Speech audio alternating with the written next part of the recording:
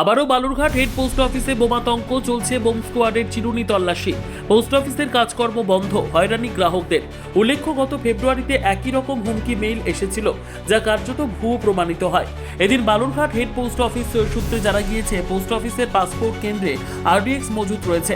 বেলা 12টায় dynamite দ্বারা বিস্ফোরণ ঘটানো হবে। অফিসের মেইলে এমনই মেসেজে আতঙ্ক বালুরঘাট হেড পোস্ট অফিসে। ঘটনাস্থলে পুলিশ ও বম্ব স্কোয়াড। খালি করে দেওয়া হয় অফিস বিল্ডিং ও তার আশপাশের এলাকা। আসে স্নিফার ডগ। বিল্ডিং এর আশেপাশে দাঁড়িয়ে পড়া উৎসুক সাধারণ মানুষকেও মাইক দিয়ে সরিয়ে দেওয়া হয়।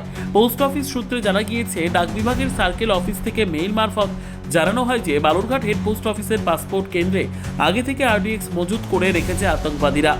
সার্কেল অফিস এ ব্যাপারে সতর্কতা অবলম্বন করতে সেই মেইল বালুরঘাট পোস্ট অফিসে পাঠিয়ে দেয়। এরপরে পোস্ট অফিসের তরফে পুলিশে খবর দেওয়া হয়।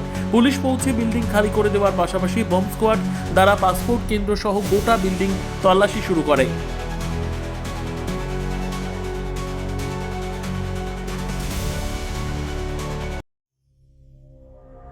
সংবাদটি নিবেদন করছেন স্বস্তিলোক উৎসব ভবন, গঙ্গারামপুর, দক্ষিণ দিনাজপুর। এসেছে, আমরা আমাদের প্রপার চ্যানেল দিয়ে পেয়েছি যে আজকে পোস্ট অফিসের সামহাও কোনো অর্গানাইজেশন, টেররিস্ট অর্গানাইজেশন বোমা দিয়ে উড়িয়ে দেবে বিশেষত পাসপোর্ট অফিস, আমাদের যে পাসপোর্ট সেন্টার আছে ওইটা উড়িয়ে দেবে বলে বোমাতঙ্ক এসেছে। পুলিশকে খবর দেওয়া হয়েছে, সেই জন্য আপাতত টেম্পোরারিলি খালি করে দেওয়া না। এই দিয়ে যে বোমাতঙ্ক এর আগেও ঘটেছে বারবার করে, কিছু পাওয়া যায়নি। তো এখন তো পুলিশ তল্লাশি চালাচ্ছে, এখনও কিছু পাওয়া গেছে কি? না, এখনও পর্যন্ত সেরকম কিছু পাইনি, বাট পুলিশ এরপরে যদি ক্লিয়ারেন্স দিয়ে দেয় যে হ্যাঁ কিছু পাওয়া যায়নি, আমরা আবার আমাদের কাজ রিজিউম করব। এই মুহূর্তে গ্রাহকরা মানে একটু অসুবিধায় পড়েছে।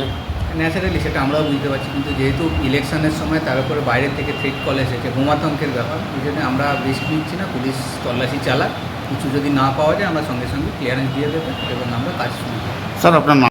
ব্যুরো রিপোর্ট, উত্তর বাংলা সংবাদ।